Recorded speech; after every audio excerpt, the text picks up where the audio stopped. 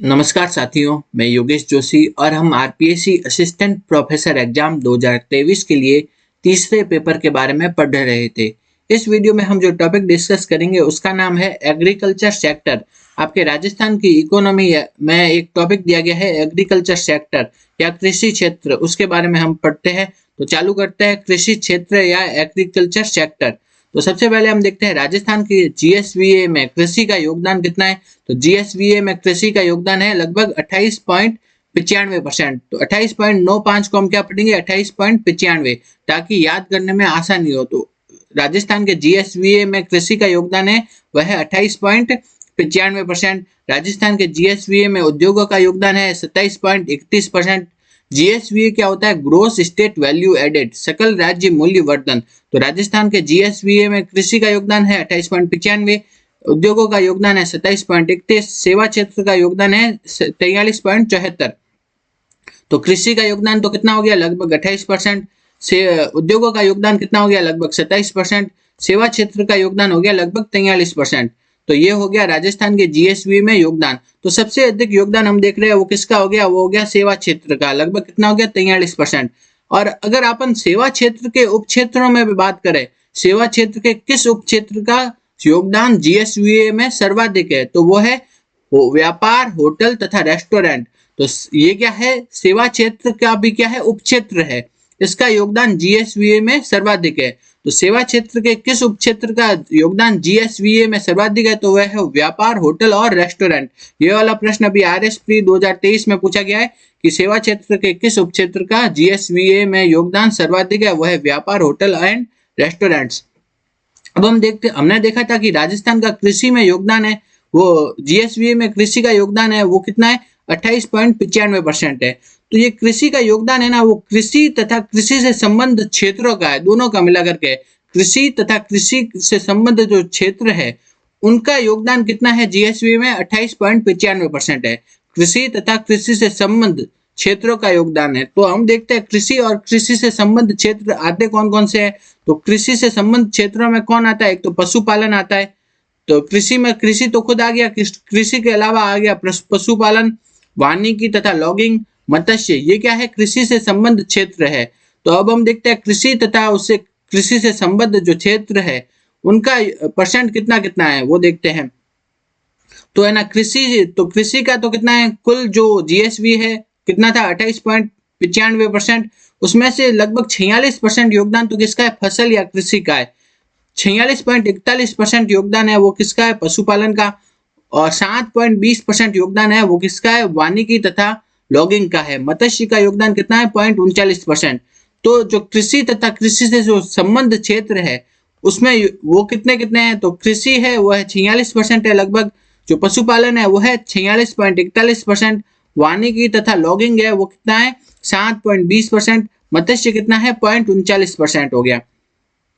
अब हम देखते हैं भू उपयोग सांख्यिकी 2020-21 के अनुसार जो है राजस्थान का कुल प्रतिवेदित क्षेत्रफल कितना है, वह 342.89 लाख हेक्टेयर। कितना है, कुल प्रतिवेदित क्षेत्रफल है 342.89 लाख हेक्टेयर है। उसमें से शुद्ध बोया गया क्षेत्रफल कितना है, वह है 52.34%।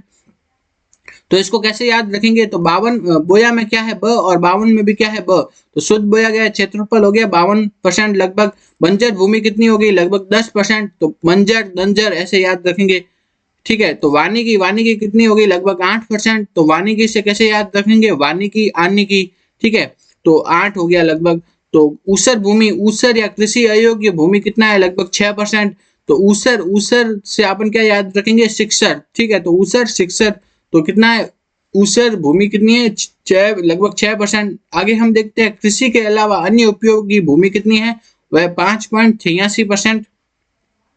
स्थायी चारागाह या गोचर है वो कितना है, लगभग 4.86%। तो चारागाह में क्या आ रहा है, 4 आ रहा है।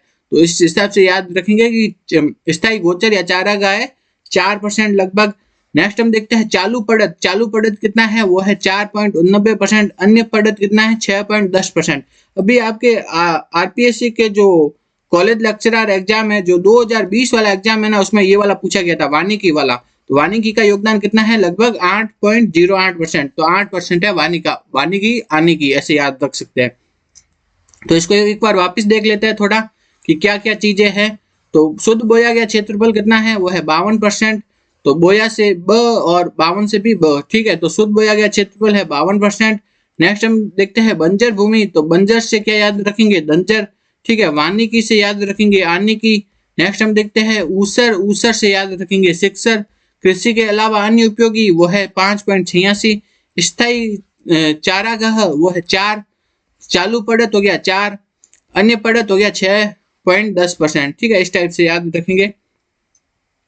आगे हम देखते हैं कृषि गणना 2015-16 के अनुसार राजस्थान में कुल प्रचलित जोतों की संख्या कितनी है, वह 76.55 लाख जोते हैं। कुल प्रचलित जोतों की संख्या है 76.55 लाख जोते। उसमें से महिला प्रचलित जोतों की संख्या है वह 7.75 लाख। तो राजस्थान में कुल प्रचलित जोतों की संख्या है 76.55 लाख, उसमें से महिला प्रचलित जोतों की संख्या है वह 7.75 लाख। अब हम आगे देखते हैं। तो 76.55 लाख में से 7.75 चले गए तो कितना बच गया, 68.8 लाख। तो पुरुष प्रचलित जोतों की संख्या हो गई, वो हो गई 68.8 लाख। अब हम देखते हैं जोतों का आकार के बारे में देखते हैं, ये भी पूछा जाता है। तो सीमांत जोते हैं वो लगभग 40% में है। उसके बाद आ गई लघु, लघु जोते हो गई लगभग 21%।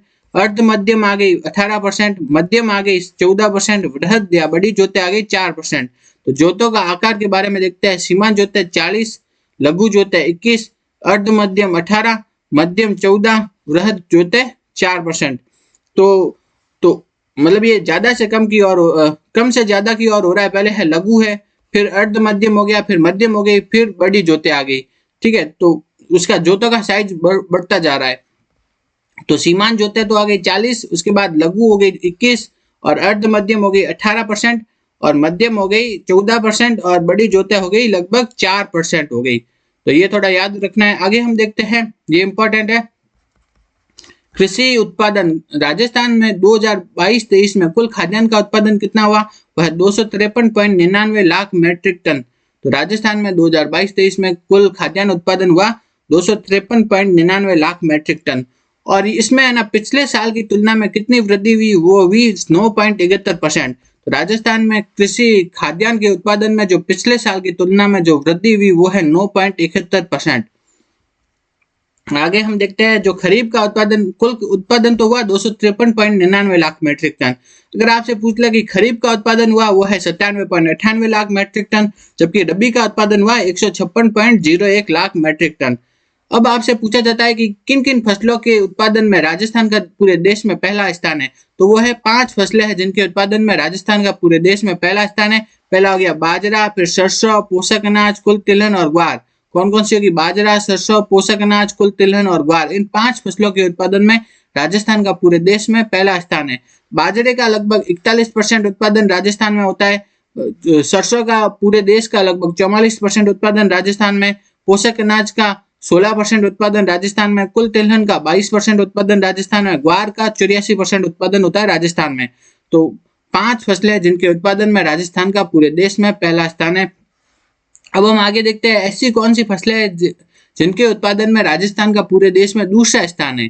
तो दूसरा स्थान है कुल दलहन और मूंगफली। मूंगफली वाला तो बहुत पूछा जाता है कि कौन कौन सी मूंगफली के उत्पादन में राजस्थान का पूरे देश में कौन सा स्थान है, वह है दूसरा। तो कौन सी फसलें हैं, एक तो हो गई कुल दलहन और दूसरा हो गया मूंगफली। इन दोनों के उत्पादन में राजस्थान का देश में स्थान है दूसरा। तो पहला स्थान था वो किसका था, बाजरा, सरसों, पोषक अनाज, कुल तिलहन और ग्वार, इन पांचों का। दूसरा स्थान है कुल दलहन और मूंगफली का। तीसरा स्थान की बात करें वो है चना, ज्वार और सोयाबीन। पहले हमने पहला स्थान पढ़ा था ना, वो था ग्वार था, और ये क्या है, ज्वार है, ठीक है। तो चना, ज्वार और सोयाबीन, इनके उत्पादन में राजस्थान का पूरे देश में तीसरा स्थान है, चना, ज्वार और सोयाबीन। आगे हम देखते हैं गन्ना। गन्ने का उत्पादन कितना हुआ था राजस्थान में, वो है 2.18 लाख मैट्रिक टन हुआ था, जबकि पिछले वर्ष की तुलना में इसमें कितनी हुई, 32.9% की कमी आई है। तो अभी गन्ने का उत्पादन कितना हुआ, 2.18 लाख मैट्रिक टन है, और पिछले वर्ष की तुलना में कमी कितनी है, 32.9%। कपास का उत्पादन हुआ 25.53 लाख गांठे, और पिछले वर्ष की तुलना में जो कमी आई है वो है 2.86। पिछले वर्ष की तुलना में वृद्धि हुई है, क्या हुई है, कपास में तो वृद्धि हुई है, जबकि गन्ने में क्या हुई है, कमी हुई है। तो पिछले वर्ष की तुलना में जो कपास में कमी वृद्धि हुई है वो कितनी है, 2.86%। कितना है, 2.86% हुई है वृद्धि। आगे हम देखते हैं खरीफ। आपके है ना सिलेबस में तिलहन की फसलों का स्पेसिफिक करके दिया हुआ है, तो उसके बारे में देखते हैं। ऐसी कौन कौन सी तिलहन की फसलें हैं जो कि खरीफ की है, ठीक है। तो खरीफ वाली जो तिलहन फसलें है वो कौन सी है, तो वह है मूंगफली, तिल, सोयाबीन, अरंडी। आपके इकोनॉमिक सर्वे में यही दी हुई है। तो मूंगफली, तिल, सोयाबीन, अरंडी ये क्या है, खरीफ की तिलहन की फसलें है। जबकि रबी की तिलहन फसलें है वो है राई, सरसों, तारामीरा और अलसी। राई, सरसों, तारामीरा, अलसी ये क्या है, रबी की जो है रबी की तिलहन की फसलें है। अब हम आगे देखते हैं राजस्थान में जो कृषि जलवायु प्रदेश है, ठीक है। कृषि जलवायु प्रदेश के बारे में देख लेते हैं। तो आपके इकोनॉमिक सर्वे में दिया गया है कृषि जलवायु प्रदेश। तो आपके राजस्थान में कितने 10 कृषि जलवायु प्रदेशों में बांटा गया है। राजस्थान को 10 कृषि जलवायु प्रदेशों में बांटा गया है। तो वो कौन कौन से है, तो ये टेबल दी हुई है आपको। तो इसको हम थोड़ा ऐसे इजी करके हम पढ़ते हैं। तो सबसे पहले हम देखते हैं 10 कृषि जलवायु प्रदेश है, ठीक है। कौन कौन सा है, पहला तो क्या है फर्स्ट, फिर क्या है सेकंड, फिर है थर्ड, फिर फोर्थ, फिर फिफ्थ, ठीक है। ये 5 है पहले। तो 5 में फर्स्ट है। फर्स्ट को कितने भागों में बांटा गया है, 3 भागों में, ए, बी और सी। फर्स्ट को कितने 3 भागों में बांटा गया है, ए, बी, सी। सेकंड को कितने भागों में बांटा गया है, 2 भागों में, ए और बी। सेकंड को बांटा है 2 भागों में, ए और बी। थर्ड को भी कितने भागों में बांटा है, 2 में, ए और बी।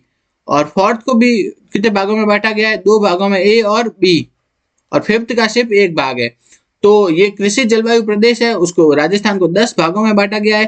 पहला जो भाग है उसमें क्या है, first A, first B, first सी, ठीक है। तो पहले 3 तो क्या हो गए, first A, first B, first सी। फिर क्या अगले 2 कौन से है, सेकंड ए और सेकंड बी हो गए। फिर हो गया थर्ड ए और थर्ड बी। फिर हो गया फोर्थ ए और फोर्थ बी। और 10वां हो गया फिफ्थ। तो ये 10 कृषि जलवायु प्रदेशों में बांटा गया है। तो इसको अभी हम पढ़ते हैं विस्तार से। तो 10 कृषि जलवायु प्रदेश है ना, तो उसमें देखते हैं सबसे पहले है फर्स्ट, ठीक है। फर्स्ट के 3 भाग है, फर्स्ट ए, फर्स्ट बी और फर्स्ट सी, ठीक है। तो फर्स्ट है उसके 3 भाग है, फर्स्ट ए, फर्स्ट बी और फर्स्ट सी।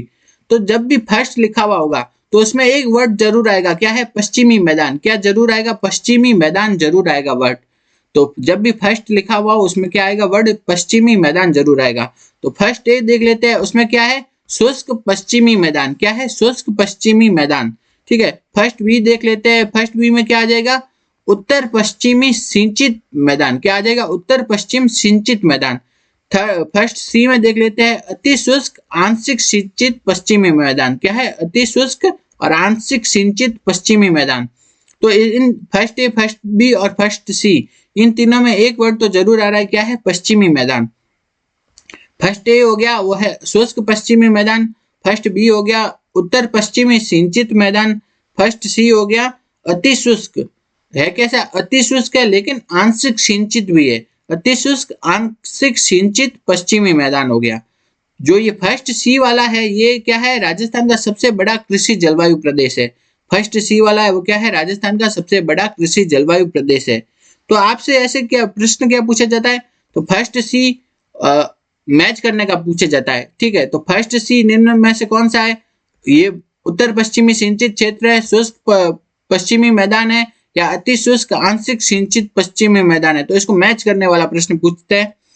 तो हमने देख लिया कि अगर फर्स्ट लिखा होगा, हमने देख लिया कि अगर फर्स्ट लिखा होगा, क्या फर्स्ट लिखा होगा, तो एक वर्ड जरूर आएगा, वो क्या है, पश्चिमी मैदान। क्या आ गया, पश्चिमी मैदान शब्द जरूर आएगा अगर फर्स्ट लिखा होगा तो, ठीक है। तो पश्चिमी मैदान फर्स्ट ए हो गया, शुष्क पश्चिमी मैदान क्या हो जाएगा, फर्स्ट ए में हो जाएगा शुष्क पश्चिमी मैदान।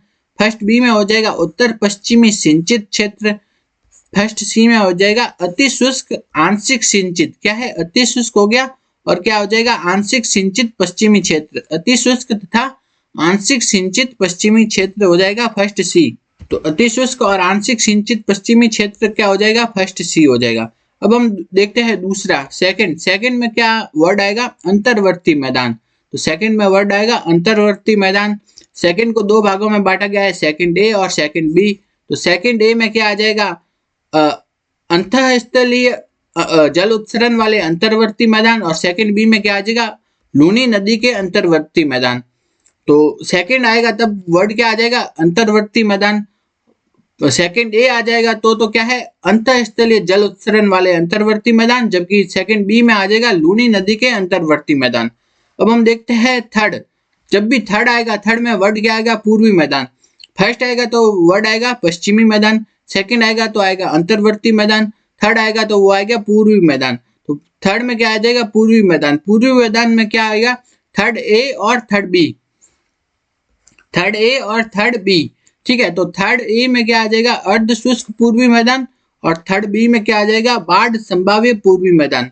तो थर्ड ए में तो आ जाएगा अर्ध शुष्क पूर्वी मैदान, और जबकि थर्ड बी में क्या आ जाएगा?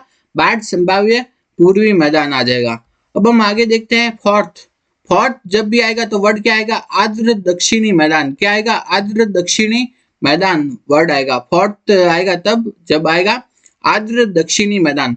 तो फोर्थ को भी वापस दो भागों में बांटा गया है, फोर्थ ए और फोर्थ बी। तो फोर्थ ए में आ जाएगा अर्ध आर्द्र दक्षिणी मैदान, और जबकि फोर्थ बी में आ जाएगा केवल आर्द्र दक्षिणी मैदान।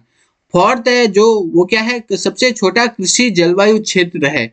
फोर्थ बी है वो क्या है? सबसे छोटा कृषि जलवायु क्षेत्र है, और जबकि फर्स्ट सी था वो क्या था? सबसे बड़ा कृषि जलवायु क्षेत्र था। अब हम आगे देखते हैं फिफ्थ। फिफ्थ में क्या आ जाएगा? आर्द्र दक्षिण पूर्वी मैदान। फिफ्थ में कौन सा आ जाएगा? आर्द्र दक्षिणी पूर्वी मैदान आ जाएगा। तो ये हमने देखा है कृषि जलवायु प्रदेश। 10 कृषि जलवायु प्रदेशों में बांटा गया है, उनके बारे में हमने देख लिया है। तो इसको एक बार थोड़ा वापस देख लेते हैं कि कितने 10 कृषि जलवायु प्रदेश है। मेनली कितने ऊपर ऊपर से कितने में बांटा गया था? वो थे फर्स्ट, सेकंड, थर्ड, फोर्थ और फिफ्थ। ठीक है, तो फर्स्ट को वापस कितने भागों में बांटा? 3। First A, first B, first C. Second को 2 भागों में बांटा, second A, second B. Third को 2 भागों में बांटा, थर्ड ए, थर्ड बी। और फोर्थ को 2 भागों में बांटा, फोर्थ ए, फोर्थ बी। और फिफ्थ है उसको 1 भाग में बांटा। तो सबसे पहले हम देखते हैं फर्स्ट को 3 भागों में बांटा, फर्स्ट ए, फर्स्ट बी और फर्स्ट सी। ठीक है, फर्स्ट ए, फर्स्ट बी और फर्स्ट सी। फर्स्ट आएगा तो केवल एक वर्ड आएगा पश्चिमी मैदान। क्या आएगा? पश्चिमी मैदान वर्ड आएगा फर्स्ट आने पर। तो शुष्क पश्चिमी मैदान फर्स्ट ए में हो जाएगा, शुष्क पश्चिमी मैदान फर्स्ट बी में हो जाएगा, उत्तर पश्चिमी सिंचित मैदान फर्स्ट सी में होगा, अति शुष्क आंशिक सिंचित पश्चिमी मैदान। ठीक है, अब हम देखते हैं सेकंड में वर्ड आएगा अंतर्वर्ती मैदान, थर्ड में वर्ड क्या आता है? पूर्वी मैदान, फोर्थ में वर्ड आता है आर्द्र दक्षिणी मैदान, और फिफ्थ में होता है वो होता है आर्द्र दक्षिण पूर्वी मैदान। तो ये याद रखना है ताकि आपको आसानी हो। सेकंड में हम देखते हैं अंतर्वर्ती मैदान वर्ड आता है। तो अंतर्वर्ती जो मैदान वर्ड आता है ना, तो उसमें सबसे पहले देखते हैं सेकंड डे में तो क्या आ गया? अंतःस्थलीय जल उत्सर्जन वाले अंतर्वर्ती मैदान। सेकंड बी में आ गया लूनी नदी के अंतर्वर्ती मैदान। थर्ड ए में आ गया अर्ध शुष्क पूर्वी मैदान, और थर्ड बी में आ गया बाढ़ संभाव्य पूर्वी मैदान। फोर्थ ए में आ गया अर्ध आर्द्र दक्षिणी मैदान, और फोर्थ बी में आ गया आर्द्र दक्षिणी मैदान। फिफ्थ में आ गया आर्द्र दक्षिणी पूर्वी मैदान आ गया।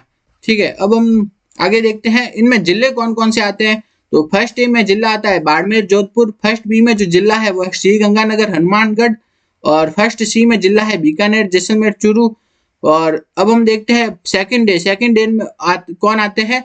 अंतःस्थलीय जल उत्सर्जन वाले। तो अब हमने देखा था आंतरिक प्रवाह वाले कौन से थे? वो शेखावटी साइड वाला था। तो नागौर, सीकर, झुंझुनू, चूरू जिले आ जाते हैं। नेक्स्ट देखते हैं सेकंड बी में कौन आ जाते हैं? लूनी नदी का अंतर्वर्ती मैदान। तो लूनी जवाई बेसिन में कौन कौन सा था? वो था गोडवाड प्रदेश, जालोर, पारली, सिरोही वाले भाग आ गए। ठीक है, नेक्स्ट हम देखते हैं अर्ध शुष्क पूर्वी मैदान। थर्ड ए में कौन आ जाएंगे? वो आ जाएंगे जयपुर, अजमेर, दौसा, टोंक। थर्ड बी में आ जाएंगे वो आ जाएंगे बाढ़ संभाव्य पूर्वी मैदान। कौन से आ जाएंगे? अलवर, भरतपुर, धौलपुर, करौली, सवाई माधोपुर आ जाएंगे। नेक्स्ट हम देखते हैं फोर्थ ए में कौन आ जाएंगे? वह अर्ध आर्द्र दक्षिणी मैदान है। ठीक है, तो भीलवाड़ा, राजसमंद, चित्तौड़गढ़, उदयपुर, सिरोही अर्ध आर्द्र है। ठीक है, और फोर्थ बी में देख लेते हैं वो है आर्द्र दक्षिणी मैदान। उसमें आ जाएंगे डूंगरपुर, बांसवाड़ा, प्रतापगढ़, चित्तौड़ और उदयपुर का कुछ भाग। नेक्स्ट है कि आर्द्र दक्षिणी पूर्वी मैदान। कौन सा है? आर्द्र दक्षिणी पूर्वी मैदान फिफ्थ है। उसमें कौन से आ जाएंगे? दक्षिण पूर्वी मैदान आ जाएंगे कोटा, बूंदी, बारा, झालावाड़। तो ये हो गए उसके जिले। अब हम आगे देखते हैं आपके ये सिलेबस में सिंचाई वाला है, तो उसमें देख लेते हैं आपके जो आरबीएसई बोर्ड की बुक है उसमें है ना ये डायग्राम दिया गया है। तो राजस्थान में सर्वाधिक सिंचाई किससे होती है? वो होती है नलकूप से। किससे? नलकूप से होती है। कितना? 44%। ठीक है, सर्वाधिक तो किससे होती है? नलकूपों से 44% हो गया। ठीक है। उसके बाद होती है नहरों से कितनी हो गई, वो हो गई 30%। फिर देखते हैं कुओं से कितनी सिंचाई हो गई, वो है 23%। कितनी, 23%। तालाब और अन्य बाकी बच गए, ठीक है। तो सर्वाधिक सिंचाई होती है नलकूप 44%, नहरों से 30%, कुओं से 23% होती है। तो आपके ये प्रश्न पूछा जाता है एग्जामों में कि राजस्थान में सर्वाधिक सिंचाई किससे होती है, तो वह है कुएं तथा नलकूप। ये आंसर आता है, कुएं व नलकूप, ये वाला आंसर दिया हुआ होता है, तो वो उससे होती है। तो सर्वाधिक सिंचाई किससे होती है, नलकूप व कुओं से होती है सर्वाधिक सिंचाई। तो ये आपके आरबीएसई बोर्ड की बुक में दिया गया है, तो ये थोड़ा याद रखना है। नेक्स्ट हम देखते हैं आपके इकोनॉमिक, अब हम देखते हैं आपके इकोनॉमिक सर्वे में कुछ इंपॉर्टेंट पॉइंट दिए हुए हैं जो कि एग्जाम में आने के दृष्टि से महत्वपूर्ण है, वो देख लेते हैं। तो सबसे पहले देखते हैं राजस्थान जल क्षेत्र आजीविका सुधार परियोजना। क्या है, राजस्थान जल क्षेत्र आजीविका सुधार परियोजना, RWSLIP। क्या है, RWSLIP, राजस्थान जल क्षेत्र आजीविका सुधार परियोजना। यह क्या है, परियोजना 27 जिलों में 137 जो सिंचाई परियोजना है उनके नवीनीकरण के लिए ये है, ठीक है। तो राजस्थान जल क्षेत्र आजीविका सुधार परियोजना क्या है, 27 जिलों में 137 परियोजनाओं के पुनर्वास तथा नवीनीकरण के लिए है। इसके लिए क्या है, जापान की इंटरनेशनल कोऑपरेशन एजेंसी, क्या है, जापान इंटरनेशनल कोऑपरेशन एजेंसी, इसके से क्या है, ऋण की सहायता स्वीकृत की गई है। तो राजस्थान जल क्षेत्र आजीविका सुधार परियोजना RSLWIP, RWSLIP क्या है, RWSLIP इसके तहत क्या है, 27 जिलों की 137 सिंचाई परियोजना है, उसके नवीनीकरण के लिए जापान की जो इंटरनेशनल कोऑपरेशन एजेंसी है उससे ऋण की सहायता स्वीकृत की गई है। तो ये अपन को याद रखना है, किससे, जापान है, ठीक है। RWSLIP में कौन सा है, जापान है। आगे हम देखते हैं प्रधानमंत्री कृषि सिंचाई योजना सूक्ष्म सिंचाई, ठीक है, PMKSY MI, ठीक है। तो प्रधानमंत्री कृषि सिंचाई योजना सूक्ष्म सिंचाई है। इसके अंतर्गत क्या है, सूक्ष्म सिंचाई की ड्रिप एवं फव्वारा तकनीक तक जो पहुंच सुनिश्चित करने वाली योजना है। तो सूक्ष्म सिंचाई की जो ड्रिप और फव्वारा तकनीक है उस तक जो पहुंच सुनिश्चित करने की जो योजना है, वो कौन सी योजना है, वो है प्रधानमंत्री कृषि सिंचाई योजना। कौन सी है, प्रधानमंत्री कृषि सिंचाई योजना है। आगे हम देखते हैं प्रधानमंत्री कृषि सिंचाई योजना सूक्ष्म सिंचाई है, उसमें केंद्र तथा जो राज्य है उसका वित्त पोषण कितना है, वह है 60 और 40%।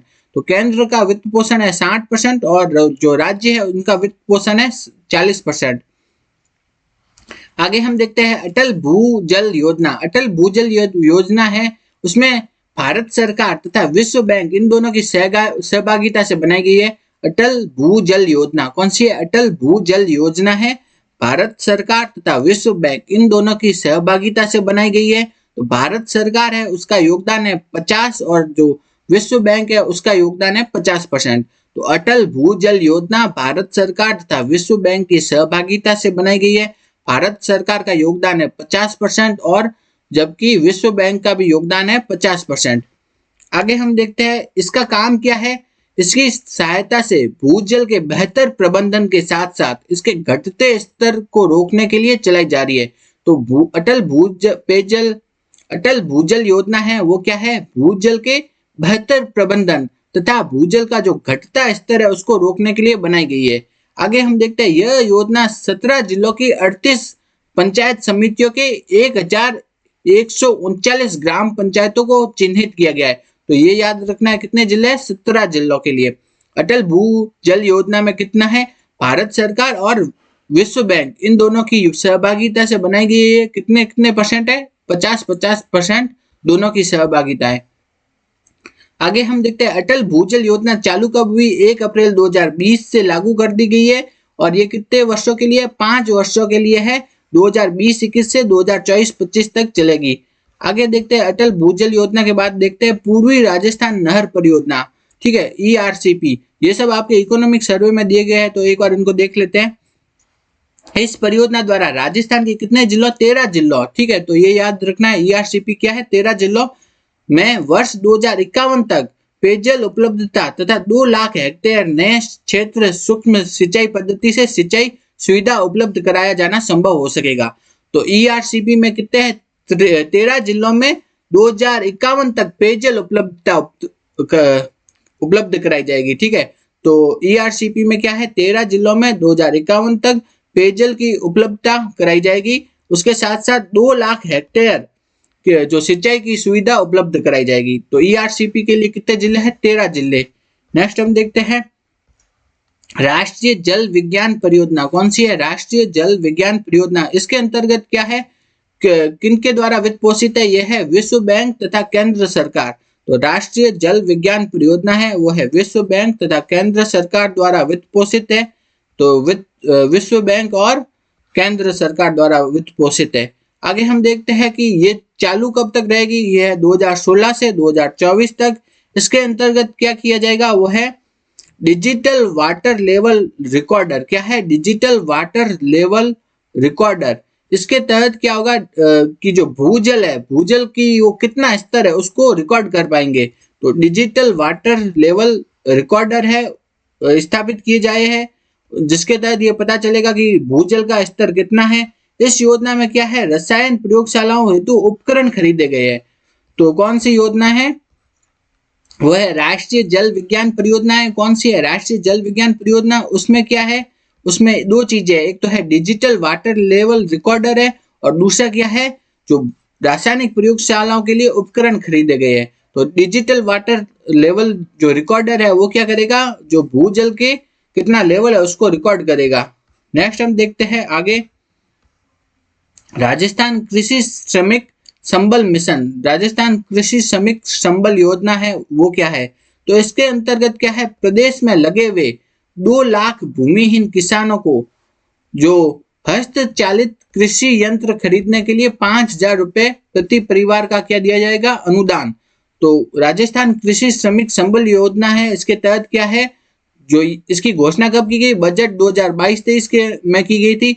इसके अंतर्गत जो प्रदेश में जो कार्य कर रहे हैं कृषि श्रमिक, क्या है, भूमिहीन कृषि श्रमिक है, उनको हस्तचालित यंत्र खरीदने के लिए 5,000 रुपए प्रति परिवार के हिसाब से अनुदान दिया जाएगा। आगे हम देखते हैं राजीव गांधी कृषक साथी योजना। इस योजना के तहत क्या है कि जो अगर है ना काम के टाइम अगर कोई कृषि कार्य के समय कोई है ना दुर्घटना हो जाती है, तो दुर्घटना हो जाती है ना, तो कृषकों को, खेतीहरों को, मजदूरों को सरकार द्वारा क्या दी जाएगी, वित्तीय सहायता उपलब्ध कराई जाएगी। किस योजना के तहत, राजीव गांधी कृषक साथी सहायता योजना के अंतर्गत। आगे हम देखते हैं किसान कलेवा योजना। कौन सी है, किसान कलेवा योजना।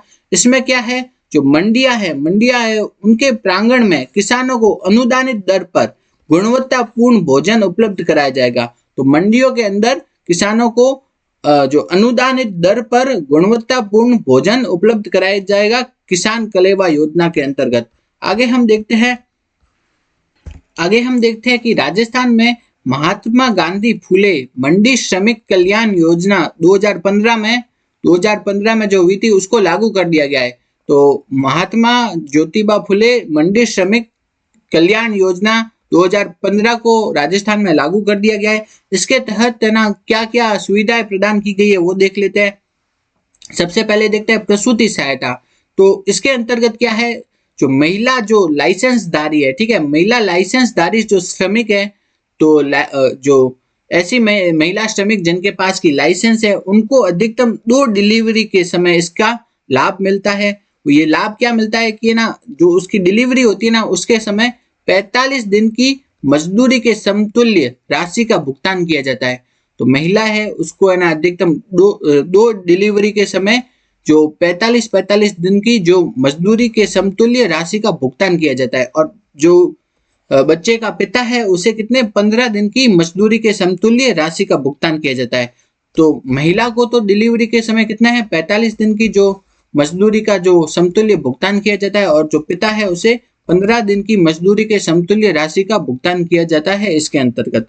आगे हम देखते हैं अगर लाइसेंसधारी जो महिला श्रमिक है उसको खुद का विवाह है तो उसको खुद के विवाह पर तो कितने 50,000 रुपए की राशि देय होगी, और अगर उसकी पुत्री का विवाह है तो पुत्री के विवाह पर भी 50,000 रुपए की राशि देय होगी, और यह केवल अधिकतम 2 पुत्रियों के लिए दी जा सकती है। तो जो महिला क्या है, जो महिला श्रमिक है उसको खुद के विवाह के लिए भी 50,000 रुपए की राशि देय होगी, और अगर उसे पुत्री का विवाह करना है तो उसके लिए भी 50,000 रुपए की राशि देय होगी। आगे हम देखते हैं छात्रवृत्ति पुरस्कार योजना। इसके तहत जो मंडी में काम करने वाले श्रमिक है, अगर उसके पुत्र या पुत्री दोनों में से कोई भी हो, उसके 60% से अधिक अंक आ रहे हैं, तो उसे इसके अंतर्गत क्या प्रदान की जाएगी? छात्रवृत्ति। आगे देखते हैं चिकित्सा सहायता। इसके अंतर्गत क्या है, अगर लाइसेंसधारी जो मजदूर है उसको गंभीर बीमारी हो जाए, cancer, heart attack, liver, kidney इत्यादि कोई बीमारी हो जाए, तो सरकारी अस्पतालों में राज्य सरकार द्वारा प्राधिकृत किसी अस्पताल में अगर वो भर्ती हो जाता है, तो उससे कितनी राशि प्रदान होती है? 20,000 रुपए की वित्तीय सहायता प्रदान की जाती है। तो कितने की वित्तीय सहायता प्रदान की जाती है? 20,000 रुपए की वित्तीय सहायता प्रदान की जाती है इस योजना के अंतर्गत। कौन सी योजना है? अब हम आगे देखते हैं क्या है, कृषक उपहार योजना। कौन सी है? कृषक उपहार योजना। इसके अंतर्गत अपन को क्या याद रखना है कि जो कृषि उपज है, किसानों को कृषि उपज का अधिकतम मूल्य प्रदान करने के लिए क्या बनाया गया? एक ई नाम पोर्टल। क्या बनाया गया? ई नाम पोर्टल। तो ई नाम पोर्टल क्यों बनाया गया है? किसानों को कृषि उपज का अधिकतम मूल्य प्रदान करने के लिए बनाया गया है ई नाम पोर्टल। और ये बनाया कब उससे गया है? 1 जनवरी 2022 से। तो किसानों को कृषि उपज का अधिकतम मूल्य प्रदान करने के लिए ई नाम पोर्टल बनाया गया है 1 जनवरी 2022 से। आगे हम देखते हैं राजस्थान कृषि प्रसंस्करण, कृषि व्यवसाय एवं कृषि निर्यात प्रोत्साहन नीति 2019। ये कब लागू हुई? ये है 12 दिसंबर 2019 को लागू हुई थी। तो राजस्थान कृषि प्रसंस्करण, कृषि व्यवसाय तथा कृषि निर्यात प्रोत्साहन नीति 2019 कब लागू हुई? 12 दिसंबर 2019 को। आगे हम देखते हैं राष्ट्रीय खाद्य सुरक्षा मिशन। इसकी ये क्या है? केंद्र की योजना है। इसमें केंद्र तथा राज्य का जो अनुपात है वित्त पोषण वो है 60 और 40। केंद्र का है 60 और जो राज्य है उसका है 40। इसके अंतर्गत क्या है? प्रमाणित बीजों का वितरण तथा उन किसानों को प्रशिक्षण इत्यादि प्रदान किया जाता है। तो अब हम देखते हैं राज्य में जो कौन सी योजना है, इसका नाम क्या है? राष्ट्रीय खाद्य सुरक्षा मिशन। क्या है? राष्ट्रीय खाद्य सुरक्षा मिशन। तो NFSM क्या है? NFSM, NFSM राष्ट्रीय खाद्य सुरक्षा मिशन। ठीक है। तो इसके अंतर्गत जो मक्का है, मक्का को 5 जिलों में, 5 जिले कौन से? बांसवाड़ा, भीलवाड़ा, चित्तौड़, डूंगरपुर और उदयपुर। ठीक है। तो मक्का को तो कितने 5 जिलों में क्रियान्वित किया जा रहा है। ठीक है। तो बांसवाड़ा, भीलवाड़ा, चित्तौड़, डूंगरपुर और उदयपुर। जबकि जो जौ है, कौन सा है? जौ को कितने? 7 जिलों में। तो 7 जिले कौन से हैं? अजमेर, भीलवाड़ा, हनुमानगढ़, जयपुर, गंगानगर और नागौर तथा सीकर। अजमेर, भीलवाड़ा, हनुमानगढ़, जयपुर, नागौर, गंगानगर और सीकर, ये 7 जिलों में किसको? जौ को। और जबकि 5 जिले कौन से हैं? बांसवाड़ा, भीलवाड़ा, चित्तौड़गढ़, डूंगरपुर और उदयपुर, ये 5 जिलों में तो किसको है? मक्का को। और जबकि जौ को 7 जिले कौन से हैं? अजमेर, भीलवाड़ा, हनुमानगढ़ और जयपुर, नागौर, श्रीगंगानगर और सीकर, इन 7 जिलों में किसको है? जौ को क्रियान्वित किया जा रहा है NFSM के तहत। आगे हम देखते हैं राष्ट्रीय टिकाऊ खेती मिशन। तो इसके अंतर्गत ये क्या है? केंद्र तथा राज्य का वित्त पोषण कितना है? केंद्र का तो है 60% और जबकि राज्य का है 40% वित्त पोषण। आगे हम देखते हैं अगला कौन सा है, अगली कौन सी योजना है, वो है राष्ट्रीय बागवानी मिशन। कौन सी है? राष्ट्रीय बागवानी मिशन NHM। ठीक है। तो राष्ट्रीय बागवानी मिशन, इसके अंतर्गत क्या है? 24 जिले, कितने? 24 जिलों में फल, मसाला तथा फूलों के उत्पादन में वृद्धि के लिए चालू की गई है। तो राष्ट्रीय बागवानी मिशन कितने जिलों में? 24 जिलों में। तो कौन कौन से फल, मसाला तथा फूल और इनके उत्पादन में वृद्धि करने के लिए चालू की गई है राष्ट्रीय बागवानी। अब हम आगे देखते हैं अगला प्रश्न है क्या है? सौर ऊर्जा पर आधारित पंप परियोजना, उसका नाम क्या है? सौर ऊर्जा पर आधारित जो पंप है उसको लगाने की परियोजना है, उसका नाम क्या है? कुसुम योजना। क्या है? कुसुम योजना। कुसुम योजना का भी पूछे तो क्या है? Component B. कौन सा? Component B. तो सौर ऊर्जा पर आधारित जो पंप लगाने की योजना है वो कौन सी है? कुसुम। कुसुम का भी कौन सा है? Component B. तो कुसुम, कुसुम की फुल फॉर्म क्या है? किसान ऊर्जा सुरक्षा एवं उत्थान महाअभियान। कुसुम, कुसुम की KUSUM। ठीक है। इसकी फुल फॉर्म क्या है? किसान ऊर्जा सुरक्षा उत्थान महाअभियान। तो यह है कुसुम की फुल फॉर्म। इसके तहत क्या किया जाता है? सौर ऊर्जा पर आधारित जो पंप है वो लगाए जाते हैं। तो ये किन किसानों को इनका लाभ मिलता है? जिन किसानों के पास सिंचाई हेतु विद्युत का कनेक्शन नहीं है तथा डीजल आधारित पंप सेट पर निर्भर है वो, उनको इसका लाभ मिलता है कुसुम योजना का। अब हम आगे देखते हैं कुसुम योजना में केंद्र तथा इस योजना अंतर्गत कुल 60%, जो केंद्र का कितना है 35 और राज्य का कितना है 30% का क्या है अनुदान देय है। तो जो कुसुम योजना है उसके अंतर्गत कितना अनुदान देय है 60%, जिसमें से 30 तो केंद्र देती है और 30 देती है राज्य सरकार। अब हम आगे देख लेते हैं, आपके इकोनॉमिक सर्वे में ये दिया गया है कि है ना 2002-3 से 2006-7 है, उससे लेकर के 2021-22, ठीक है, उसकी उत्पादकता में कितनी वृद्धि हुई है। तो कपास में कितनी वृद्धि हुई है, मैक्सिमम 95% वृद्धि हुई है। 2002-3 की तुलना में कपास में 2021-22 में कितनी वृद्धि हो गई है, 95% की वृद्धि हो गई है कपास में। फिर अपन देखते हैं दालों में 54% की वृद्धि हो गई है, अनाज में कितनी हो गई है 62% और तिलहन में 36% की वृद्धि हुई है। तो 2002-3 से लेकर के 2021-22 में उत्पादकता में वृद्धि कितनी हुई है, कपास में हुई है 95% की, अनाज में हुई है 62% की, दालों में हुई है 54% की और तिलहन में 36% की वृद्धि हो गई है। अब हम आगे देख लेते हैं, राजस्थान में पहली बार जो कृषि बजट है वो कब लागू किया गया, कब प्रस्तुत किया गया 2022-23 में। तो राजस्थान में पहली बार कृषि बजट कब प्रस्तुत किया गया 2022-23 में प्रस्तुत किया गया। प्रश्न पूछ सकते हैं आपको राजस्थान का पहला कृषि बजट कब है 2022-23 में। इकोनॉमिक सर्वे में दिया गया ये लाइन, तो याद रखना है कि पहला कृषि बजट कब है 2022-23 में प्रस्तुत किया गया है। आगे हम देखते हैं इकोनॉमिक सर्वे में आपके है ना जो ये डायग्राम दिया गया है इसमें है 2022-23 का कृषि बजट है, ठीक है। तो 2022-23 में पहला कृषि बजट लागू किया गया था, प्रस्तुत किया गया था। उसके अंतर्गत जो कृषि ऋण है, क्या है कृषि ऋण का कितना परसेंट था, लागत दी गई थी वो है 25.68% की। तो ये याद रखना है थोड़ा, कृषि ऋण का कितना है 25.68% का प्रदान की गई थी लागत।